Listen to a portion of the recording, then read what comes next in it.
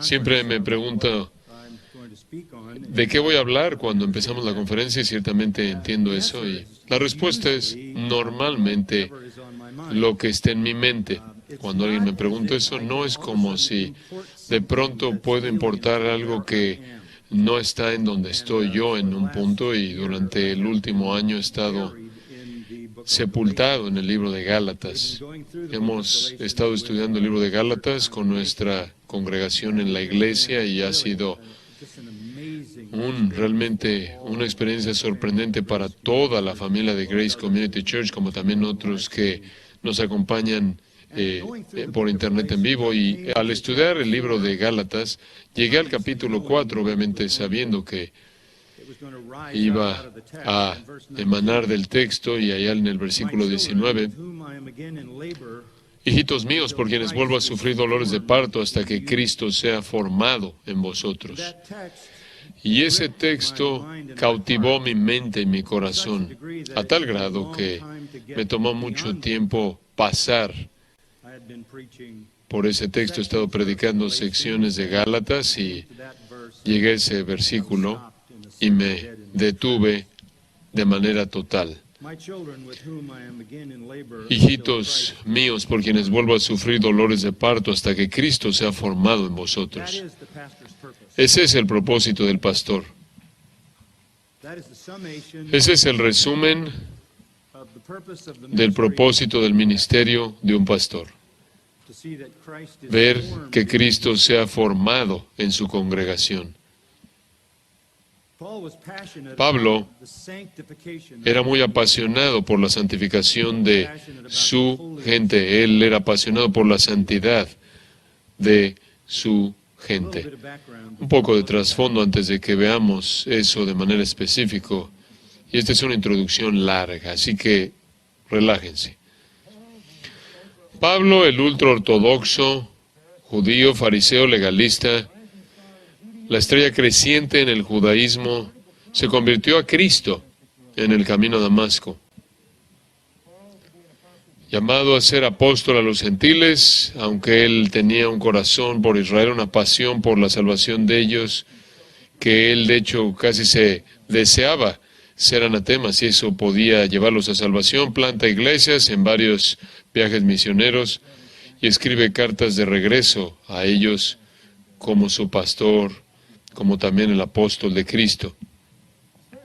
Su primera carta, lo más probable es que fue Gálatas, escrita alrededor del 49 después de Cristo, inmediatamente después del Concilio de Jerusalén, y el Concilio de Jerusalén se encuentra en Hechos 15, habló del asunto de la salvación por la fe únicamente.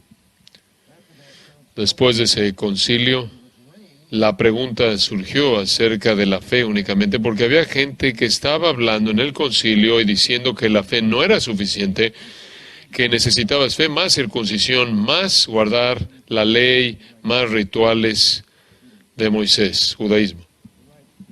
Él escribe su primera carta, y esta carta es una defensa de la salvación por la fe únicamente, la parte más importante del Evangelio.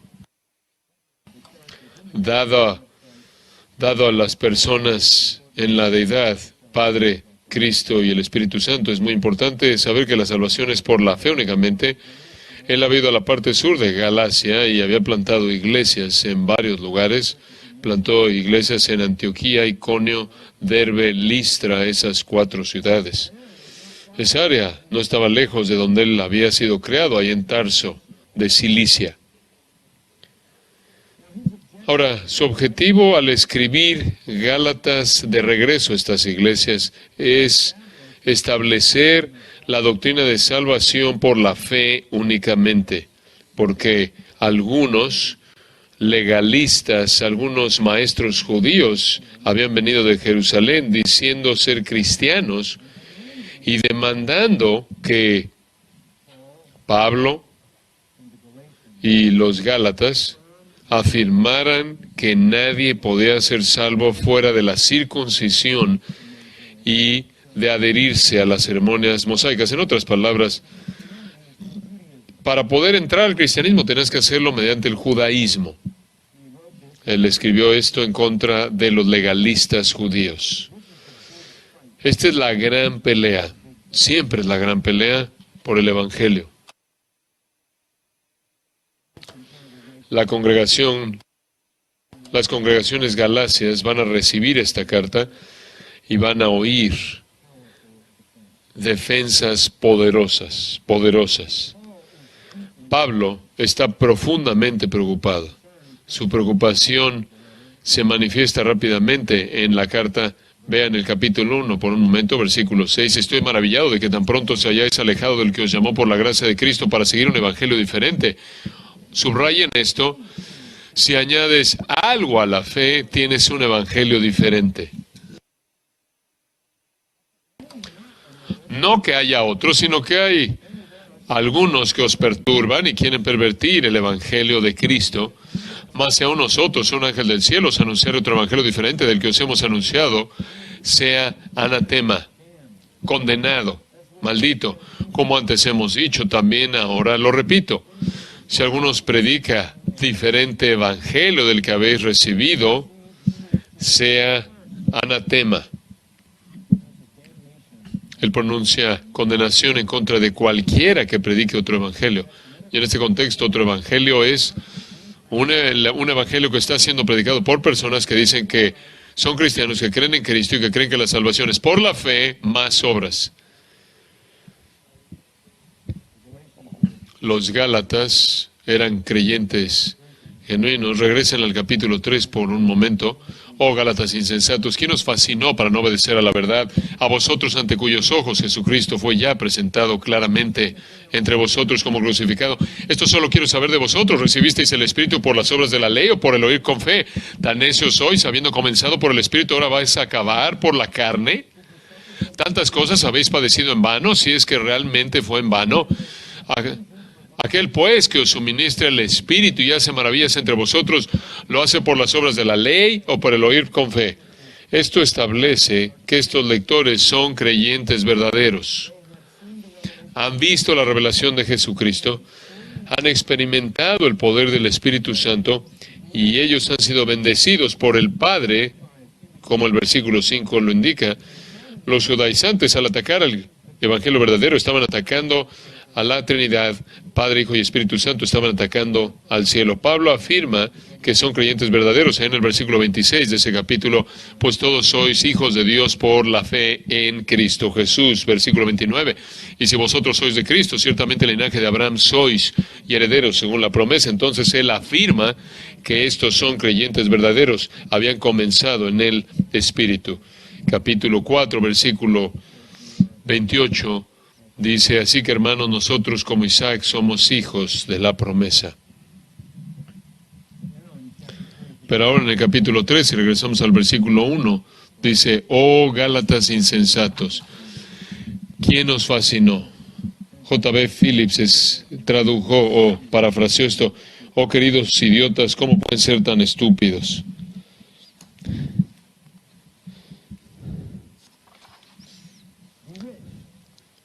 Fascinó.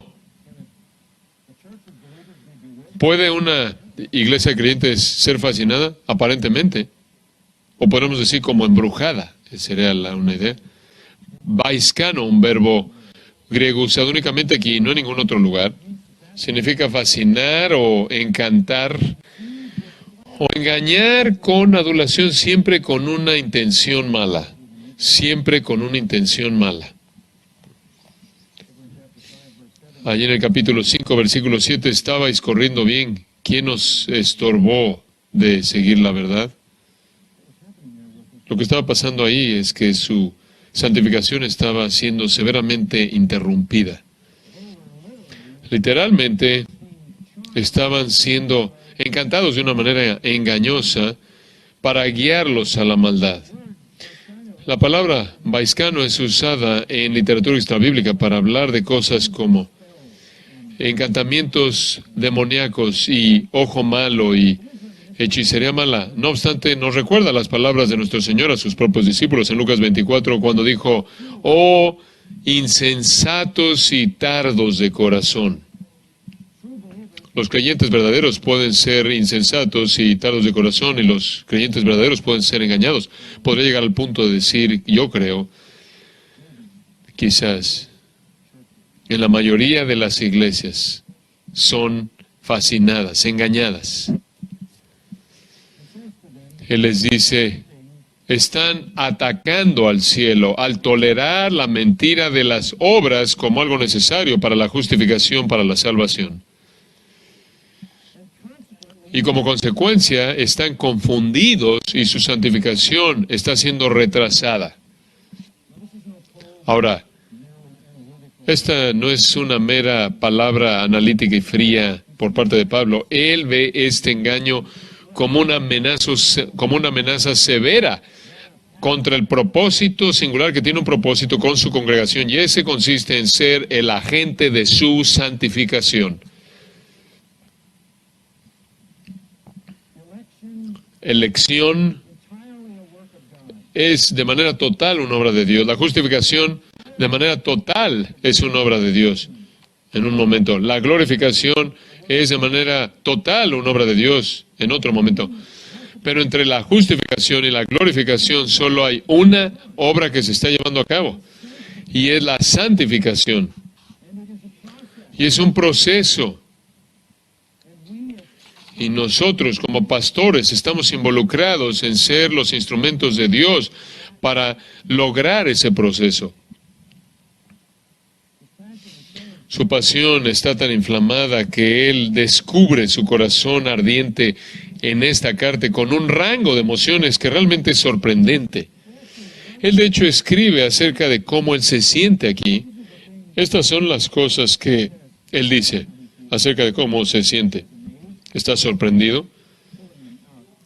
Simplemente extrayéndolas de los 6 capítulos de Gálatas, él está sorprendido, está enojado, está amenazado, confundido, está temeroso, está agitado, está confrontando. Él es sarcástico, él es intolerante, él es severo, él está perplejo, él es dogmático, él es demandante, él está lastimado y él está humillado.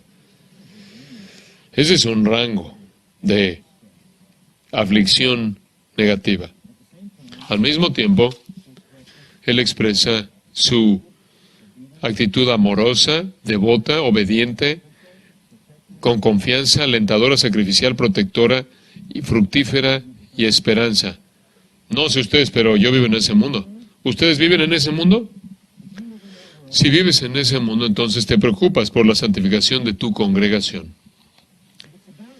Si estás centrado en ti, eso es algo diferente. Es sorprendente, realmente, un rango sorprendente de pasiones pastorales. Y quiero, con mucho dolor, desviarme.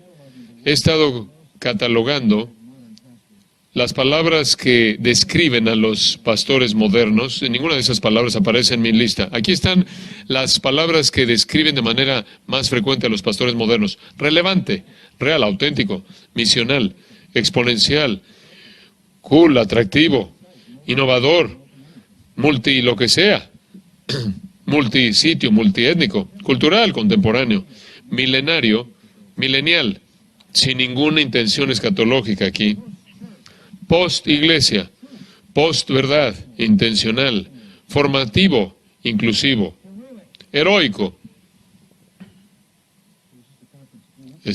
Apenas hubo una conferencia hace unas semanas atrás de esto. Ese es el lingo del ministerio pastoral en la actualidad. Las palabras que están ausentes son bíblico, santo, humilde, piadoso, separado, abnegado, puro, fiel, sacrificial. Pablo no estaba teniendo un agotamiento temporal psicológico. Él tuvo esta pasión a lo largo de su ministerio entero.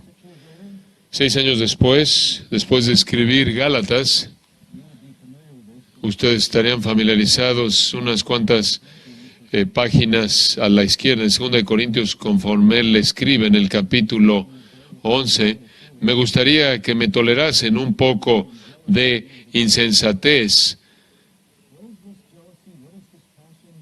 porque os celo con celo de Dios. ¿Cuál es esta pasión 6 años después? Pues os he desposado con un solo esposo para presentaros como una virgen pura a Cristo. Pero temo que como la serpiente con su astucia engañó a Eva, vuestros sentidos sean de alguna manera extraviados de la sincera fidelidad a Cristo.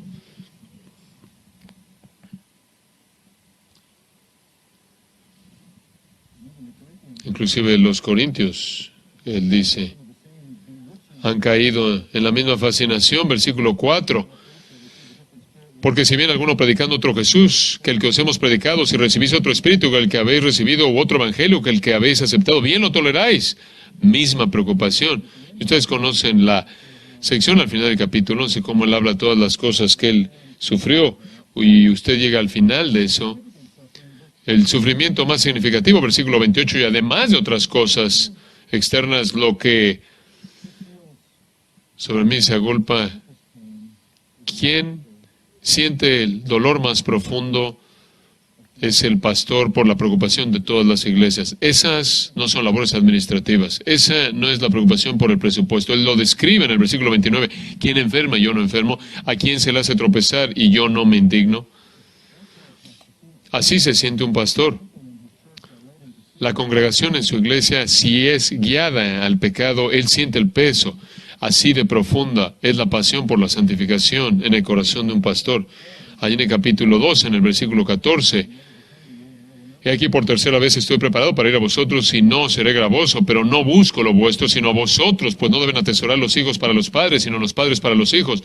Nunca tiene que ver conmigo, sino tiene que ver con ustedes, y yo con el mayor placer gastaré lo mismo, y aún yo mismo me gastaré del todo por amor de vuestras almas, porque amándoos más, se ha amado menos.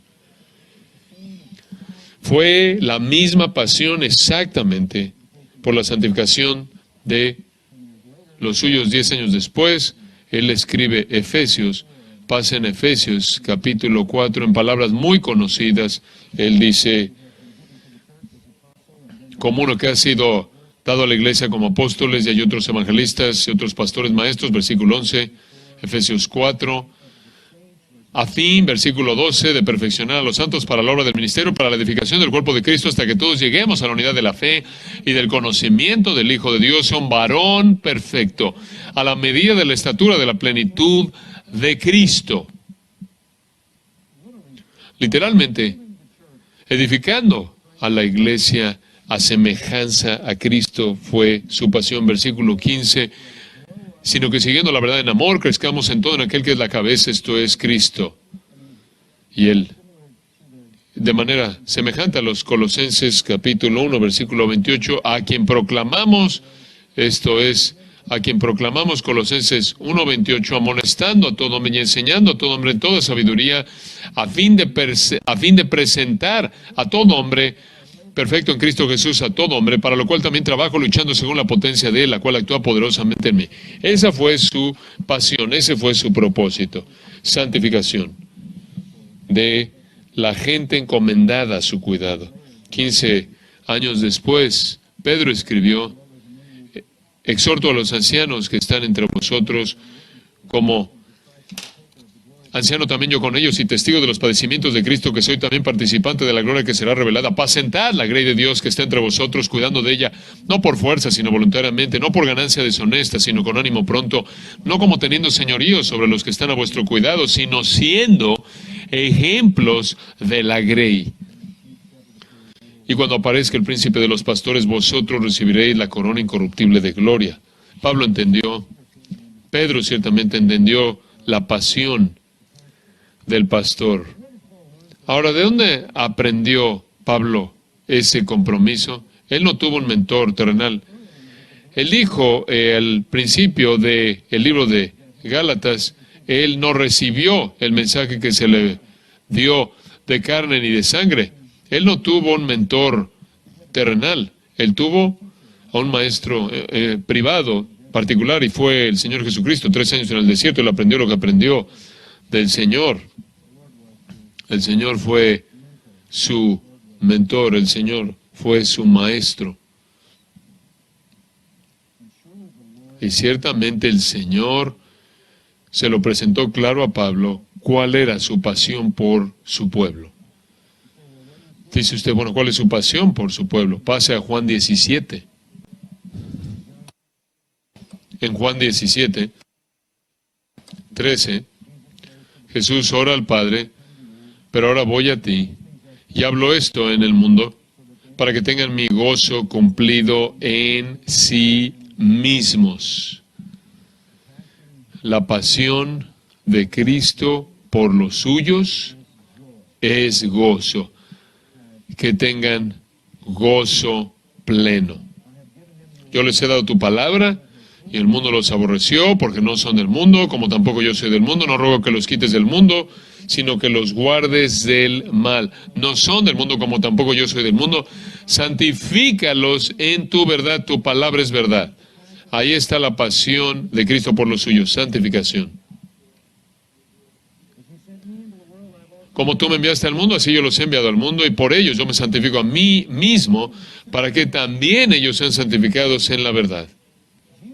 Jesús está diciendo, mi propia santidad es el modelo para ellos.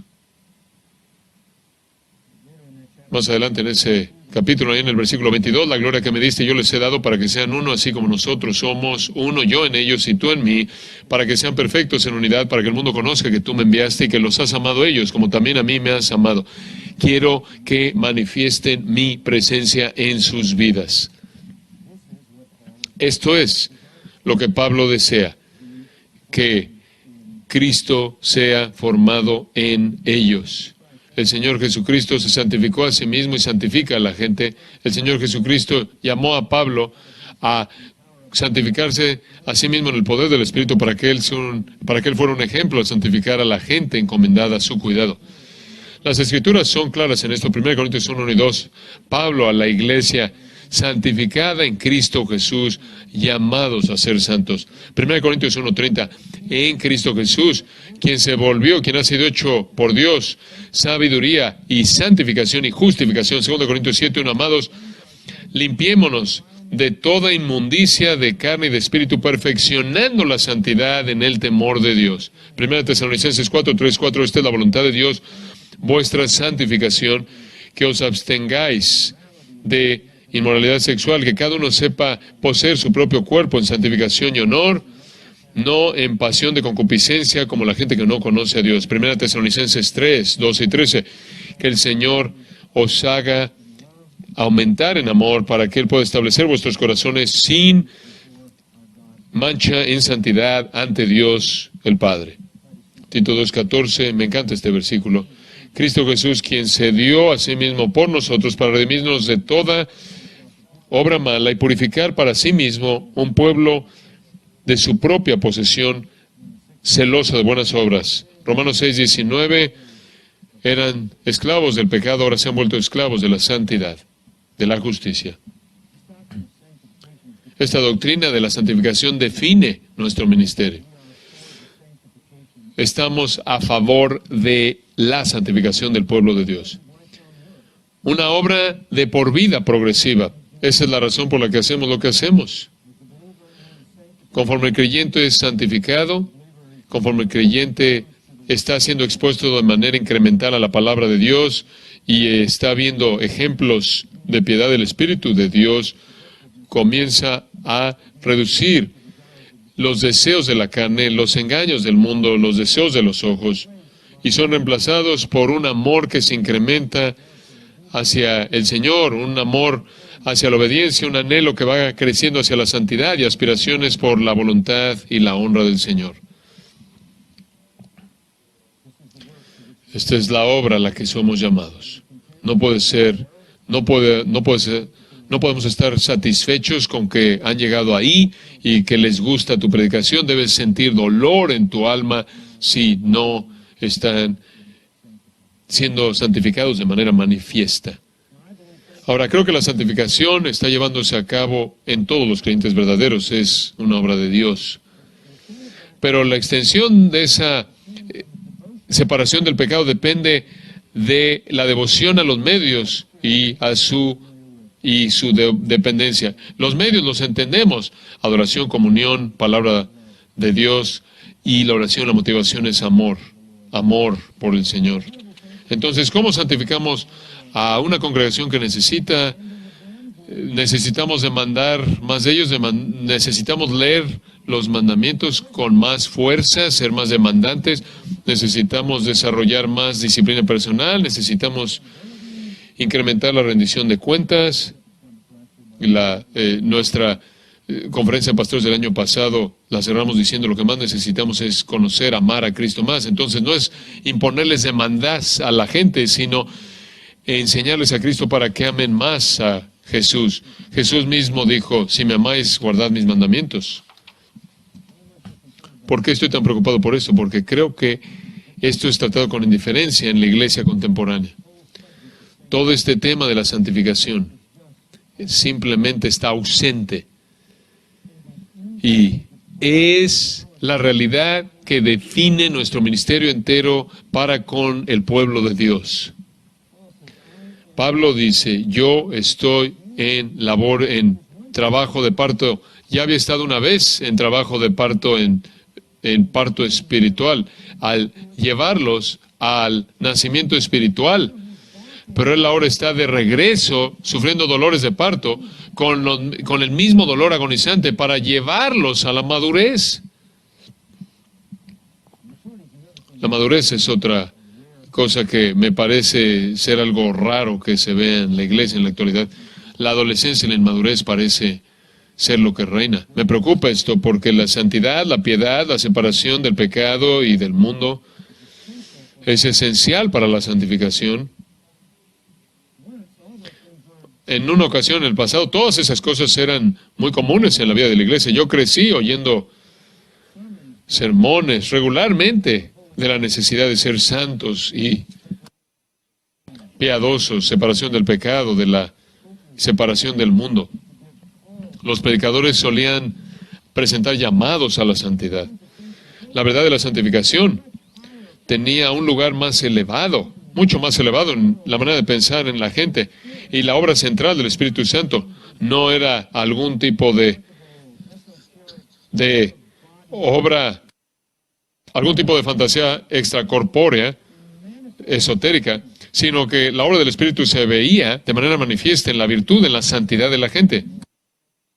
Ya no es verdad, la verdad de la santificación, santidad y piedad está ausente, casi ausente del cristianismo popular. Rara vez escucha usted un llamado de los predicadores populares, un llamado a separarse del mundo, a morir a los deseos de la carne, separarse del mundo, negar los deseos carnales. Y esto de hombres que dicen que creen que dicen, creemos en la doctrina de la elección, es una doctrina que les gusta, es muy consoladora, y también proclaman la justificación por la fe únicamente, estos hombres, y de vez en cuando van a hablar de glorificación, aunque no es algo muy serio para muchos. Debería serlo, no lo es.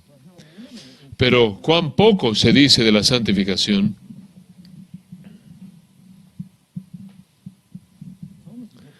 Es casi como si usted tiene que leer eso, tiene que regresar unos cientos de años atrás para encontrar algún libro.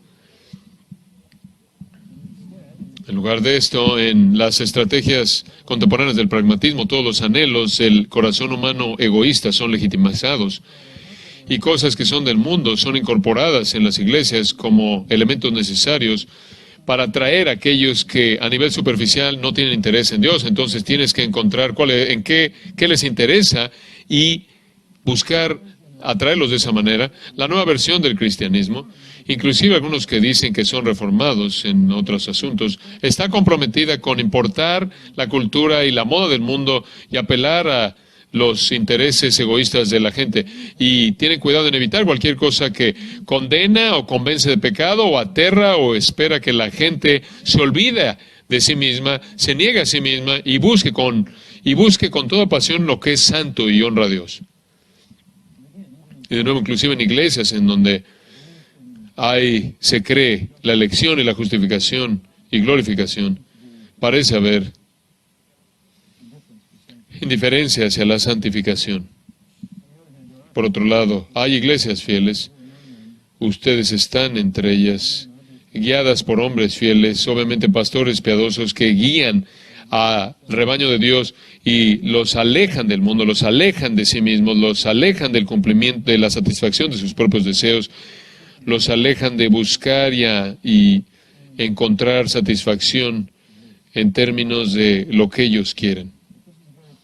Pero esto es algo muy popular y se ha convertido en algo que es una influencia dominante. ¿Cómo llegamos a este punto?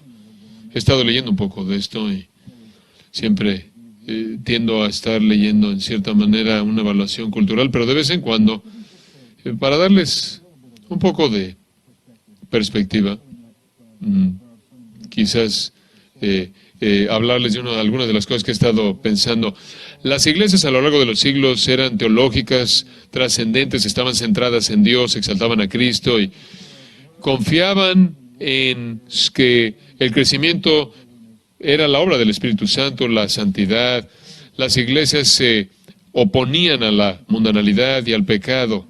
La adoración era vista como pensar de manera reverente, humilde, profundamente acerca de las glorias de Dios. Todo eso ha cambiado. Las neoiglesias son psicológicas, sociológicas, pragmáticas, centradas en el hombre, usando el nombre de Jesús simplemente como un favor, confiando en que su crecimiento para su éxito es simplemente en términos de modelos mundanos, redefiniendo la adoración como una estimulación musical sin pensar, y los nombres de Dios son usados, pero realmente con poco impacto, porque la gente está más interesada en sí misma que en Él, más comprometidas con la satisfacción personal que con la santificación. La asistencia y la lealtad a la iglesia no está relacionada con al amor de la verdad y el amor de Dios, sino al amor de uno mismo, hacia uno mismo, de nuevo, que agrada a la persona. De nuevo, ¿cómo llegamos aquí? Bueno, algunos de estos historiadores, un hombre llamado Ruth y otro, Taylor, rastrean esto a Freud, quien murió en 1939, en una reunión ahí. Se estaba muriendo mientras estaban reuniéndose ahí.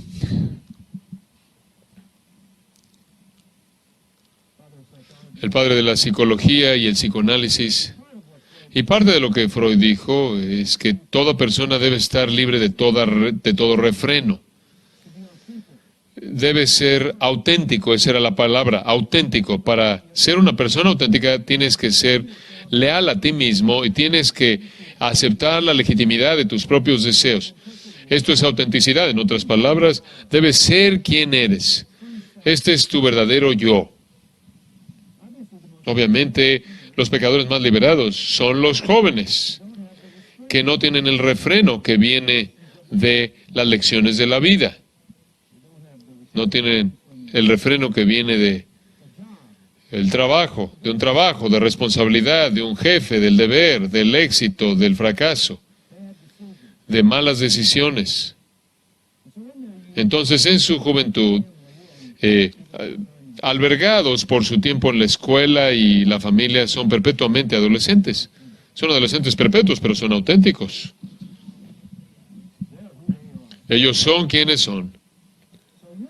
Entonces, el deseo juvenil y responsable es elevado a un lugar noble. Y el adolescente perpetuo es visto como la persona más auténtica. A lo largo de los años, desde Freud, esta autenticidad juvenil ha permeado la cultura. A tal grado que casi toda la promoción tiene que ver con concentrarse en los jóvenes de 24 años que tienen menos dinero, que viven ahí en el sótano de la casa de sus padres, pero definen la autenticidad en la cultura. Y debido a que la iglesia predicó en contra de ese tipo de autenticidad, esa expresión pecaminosa, rechazaron a la iglesia. Y decidieron que la iglesia está llena de hipócritas que no son auténticos, que están jugando un juego. El hedonista egoísta es el héroe. Las iglesias están simplemente llenas de farsantes. Y si la iglesia no me deja ser yo, no voy a ir ahí. Entonces, hace algunas décadas atrás, las iglesias comenzaron a preocuparse porque iban a perder a sus jóvenes. Pensaron que era su trabajo, no el de Dios, recuperar a estos jóvenes. Y conforme este etos cultural se apoderó, los líderes de la iglesia comenzaron a temer que iban a perder a sus jóvenes y entonces comenzaron a transformar sus iglesias en algo que apelara a esta cultura adolescente. En los pre-60s, nadie esperaba que un servicio de la iglesia fuera algo que entretenía. Nadie esperaba que la adoración fuera algún tipo de estimulación física. Nadie esperaba luces que prendían y apagaban y que se encendían y que se apagaban y humo.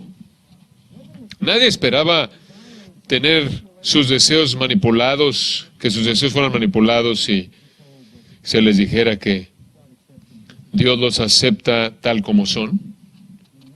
Cuando ibas a la iglesia se esperaba que pensaras y guardaras silencio y tuvieras una actitud de oración sobria y esperabas que la palabra de Dios te llevara al entendimiento y a la convicción y a la transformación y a la elevación, y en el mejor de los casos tendrás un encuentro con Dios mediante un entendimiento de su verdad y lo expresabas en la adoración colectiva.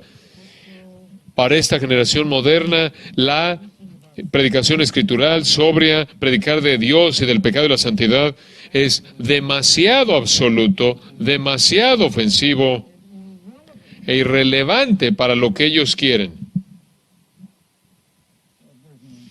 No hay interés en la santificación, pureza, ni separación del mundo. Pero de nuevo, el hecho de que, inclusive estamos hablando de esto, indica que la gente que está a cargo de estas iglesias se han olvidado de que su trabajo no consiste en que el incrédulo esté contento en la iglesia, sino que los santos sean más como Cristo.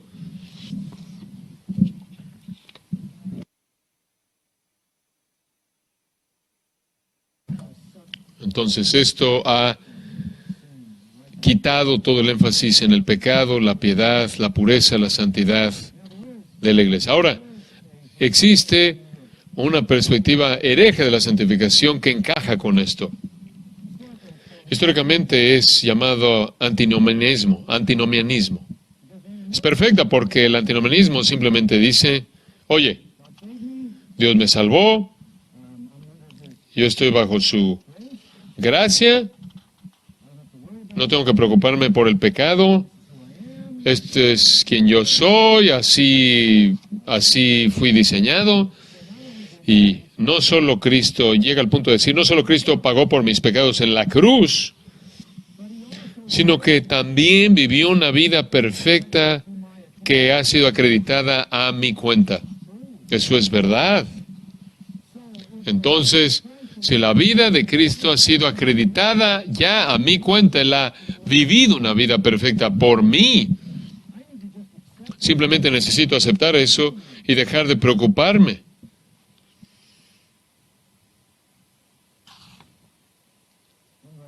Un escritor lo dijo de esta manera: el no harás no se aplica a mí. El no harás esto o aquello no se aplica a mí. Esta es una herejía antigua que se ha presentado de una manera muy popular ahora. Y la gente piensa que es una herejía noble porque lo ve como una cura para el legalismo. No somos como esos legalistas cristianos de la antigüedad que le dicen no a todo, no hay autenticidad. Todos sabemos que sus sentimientos son como los nuestros y todos los contuvieron en este ambiente falso. Somos libres, no estamos limitados por el legalismo. Somos libres. Permítame decirle algo. El antinominiano cree que está libre de la ley y celebra eso. Ustedes lean lo que escriben. No estamos bajo la ley, estamos bajo la gracia. Hemos sido liberados de la ley. Entonces, No estamos obligados a guardar la ley.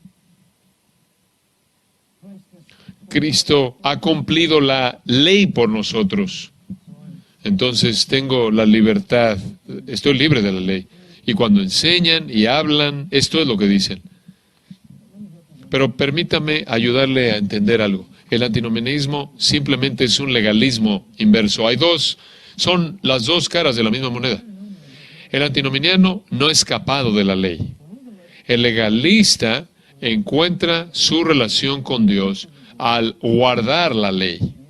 El antinominiano encuentra su relación con Dios al no tener que guardar la ley.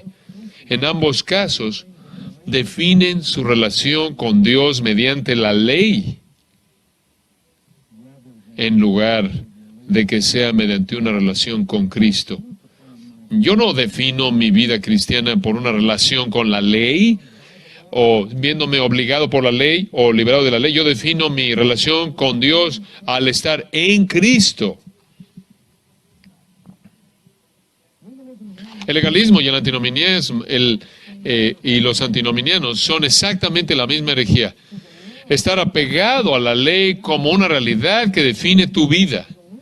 Y un legalista no puede refrenar la carne por el legalismo, y un antinominiano no puede refrenar la carne con su entendimiento de la ley tampoco, porque no tiene poder sobre él. Ambos van a terminar quemándose, y lo vemos todo el tiempo. El legalista cree que es el que tiene que guardar la ley porque tiene que hacerlo, y el antinominiano cree que él no debe guardar la ley para agradar a Dios, mientras que el legalista cree que agrada a Dios al guardar la ley. Ambos no entienden la salvación, la cual es una relación de amor a Cristo. Cristo en nosotros, nosotros en Cristo. Mi vida no tiene nada que ver con la ley en términos de su definición. Yo estoy en Cristo, yo estoy unido a Cristo, amo a Cristo, el Espíritu está en mí, el Espíritu me capacita para cumplir la voluntad de Cristo. Todo tiene que ver con Cristo, con el Espíritu Santo, y la unión que yo tengo con Él no tiene que ver con la ley. Pero el legalismo es rechazado por esta cultura. El antinomianismo es abrazado por esta cultura. Creo que podría usted ir a muchas iglesias y decir que es LGBTQ y no ser rechazado. Hay mucho más que podría ser dicho de eso. Realmente no tenemos tiempo para cubrir eso. Pero uno de los problemas severos realmente con de forma contemporánea del antinomianismo llegan al punto de decir es que si obedeces la ley de Dios motivado por la responsabilidad, por reverencia, por deber, por respeto, por obligación, eso es pecado. Esa es una trampa. Si yo hago algo es un pecado. Si no lo hago porque me siento responsable con Dios en no hacerlo, eso es un pecado. Ambos son pecado, entonces más vale que hagamos otra cosa. Puedes ser un cristiano y puedes decir que eres cristiano y vivir como Justin Bieber, ¿y a quién le importa? Las iglesias están contentas con aceptar este error. Regresen a Tito, capítulo 2, por tan solo un momento, simplemente para traer verdad bíblica a esto.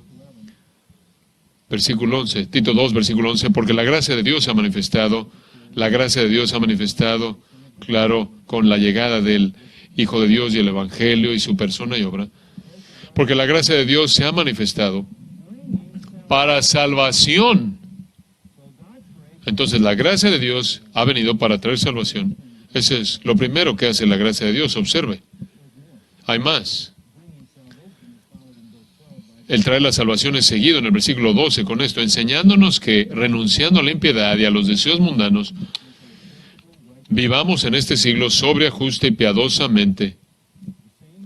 La misma gracia que nos salvó es la gracia que nos enseña a vivir en santidad. La gracia de Dios enseñándonos a renunciar a la impiedad y a los deseos mundanos, es la misma gracia que nos trae salvación, que nos enseña a renunciar a la impiedad y a los deseos mundanos, y que vivamos en este siglo sobre justo y piadosamente, aguardando la esperanza bienaventurada y la manifestación gloriosa de nuestro gran Dios y Salvador Jesucristo, quien se dio. ¿Por qué se enfoca en la segunda venida? Porque el que tiene esta esperanza en sí mismo se purifica a sí mismo, así como Él es puro. Quien se dio a sí mismo por nosotros para redimirnos de toda iniquidad y purificar para sí un pueblo propio, celoso de buenas obras. Esto habla y exhorta y reprende con toda autoridad, nadie te menosprecie. Amartilla fuerte esto en los antinominianos. La gracia de Dios que trae salvación enseñándonos es paido en el griego. Ahí lo vemos, versículo 12. Aparece en el libro de Hebreos, capítulo 12, una y otra vez, y es traducido disciplina. Es traducida disciplina porque eso es lo que esencialmente significa. Y habla de la disciplina del Señor siendo causa de tristeza. Es algo que no te gusta, no le gusta a usted, pero da fruto pasible de justicia, de santidad. Entonces la santificación realmente es vivir bajo las demandas de Dios y ser disciplinado por Dios para obedecer esos mandatos. Y si no haces usted, podría ser débil, podría estar enfermo y podría morir. 1 Corintios 11. Romanos 5:1 dice, el pecado reinó, ahora la gracia reina. ¿Entendió eso? La gracia es un panorama soberano. La gracia es soberana, reina. Es un monarca la gracia. Y eso encaja aquí. La gracia nos enseña a renunciar a la impiedad. Ese verbo paiduo es usado ahí en 2 Timoteo 2:25, traducido corrigiendo. La gracia corrige, la gracia disciplina.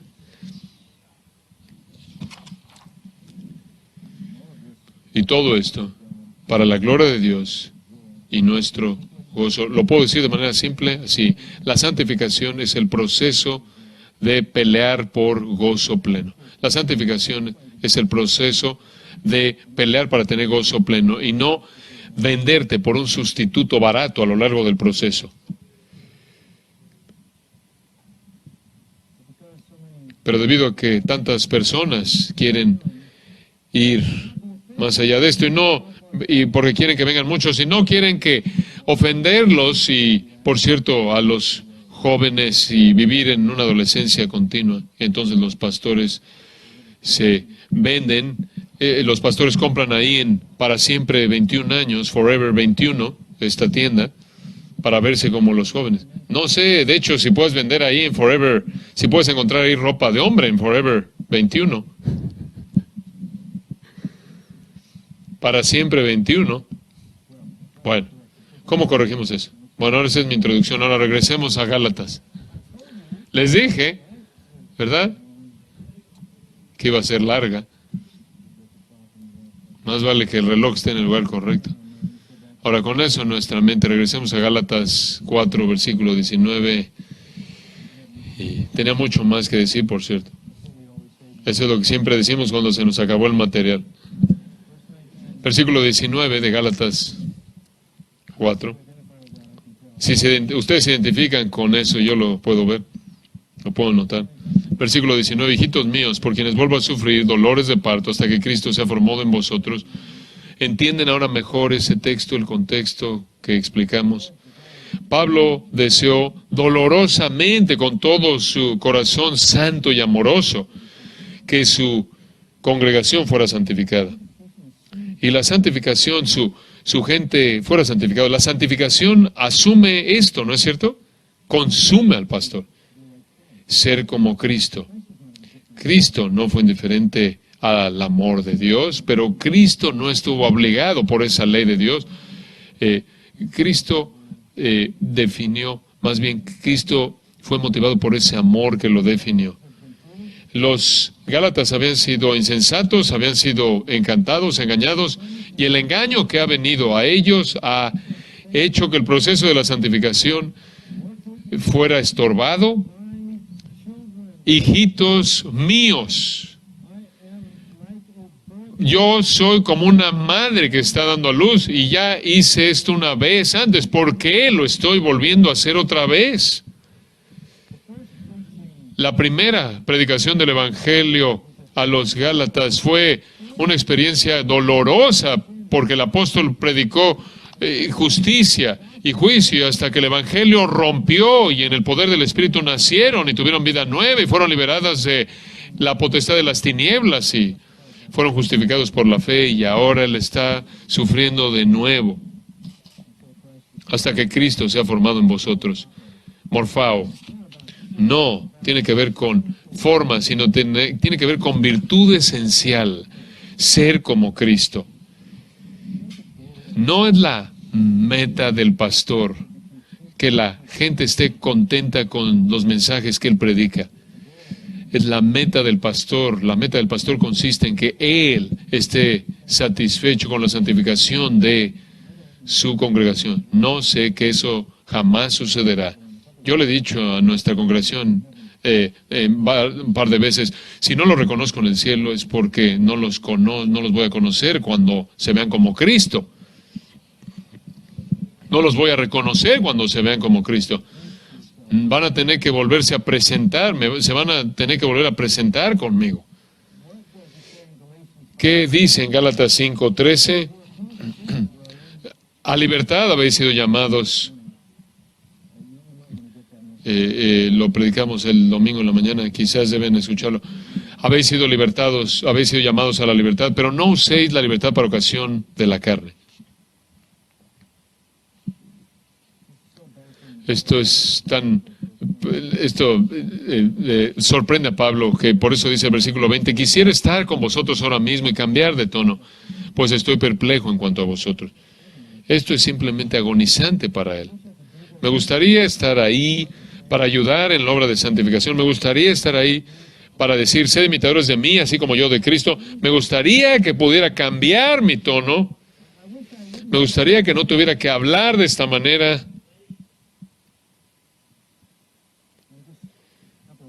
Simplemente estoy apareo, estoy perplejo, incierto, estoy quebrantado,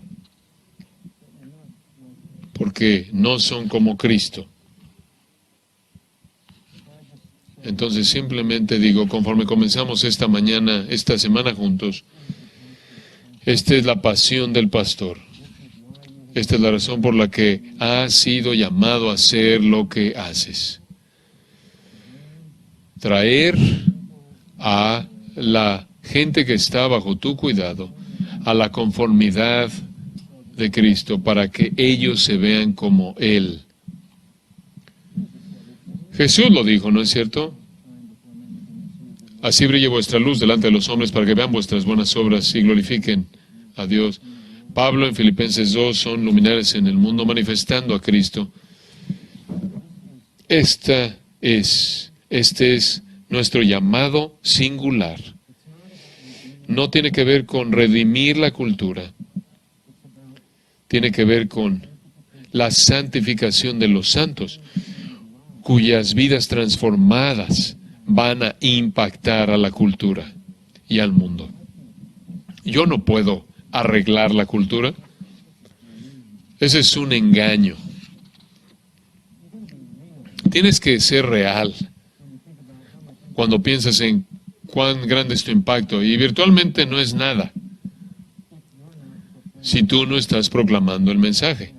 Tú no tienes autoridad alguna, no tienes poder alguno, no somos muchos nobles, muchos poderosos.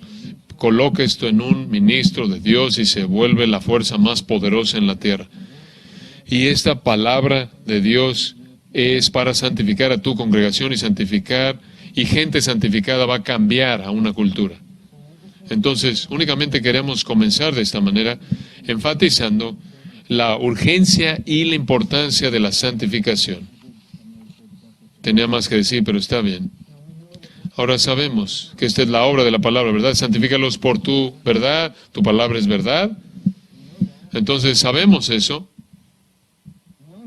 También sabemos que la gente adolescente inmadura no sabe cómo escuchar la palabra de Dios. Escuchar la predicación expositiva es una capacidad, una habilidad adquirida, cultivada. Puedes tener el mejor mensaje expositivo y vas con un grupo de adolescentes que están acostumbrados al humo y a luces, ustedes saben, a manipulación sensual, y los vas a matar de aburrimiento, porque nunca han experimentado el poder de la palabra de Dios desatado cuando es expuesto. Entonces es un gusto cultivado. Puede tomar tiempo, inclusive en la congregación a la que ministras. Pero una vez que lo adquieren, por eso están aquí esta mañana, porque quieren estar bajo el poder de esta verdad. Es la experiencia espiritual más poderosa que tenemos. Ahora, eso significa que necesitas pasar tu vida en el púlpito, ¿verdad?